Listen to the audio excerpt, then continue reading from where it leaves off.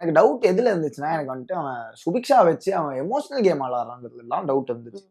ஆனா, எனக்கு எப்போ இந்த டவுட் வந்துச்சுன்னா, அவன் வந்துட்டு ஒரு விக்டிம் கார்டு எல்லாத்துலயும் ப்ளே பண்ணுவான். ஒரு உத்தமன் கார்டு ப்ளே பண்ணுவான். ஓகே.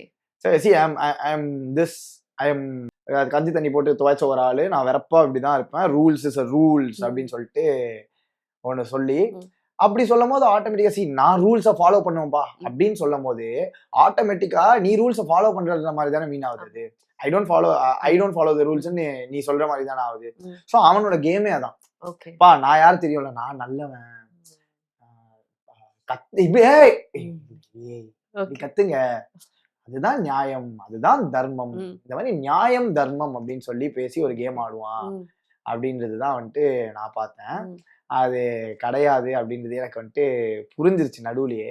ஆனா எனக்கு அவனை டக்குன்னு சார்ஜ் பண்ண வேண்டாம். ஏன்னா அவனுக்கு வெளியில இருந்து வர சப்போர்ட் ஆடியன்ஸ் கிட்ட இருந்து எப்படி இருக்குன்றது வந்துட்டு வீக்கெண்ட்ல ஒரு மாதிரி எங்களுக்கு புரியும்ல, கிளாப்ஸை வச்சு. அவனுக்கு சப்போர்ட் இருக்கு. நான் அவனை வந்துட்டு நாமினேட் பண்ணி வேஸ்டா எதுக்கு நான் ஓட்ட வேஸ்ட் பண்ணணும், வேணாம். That was my plan.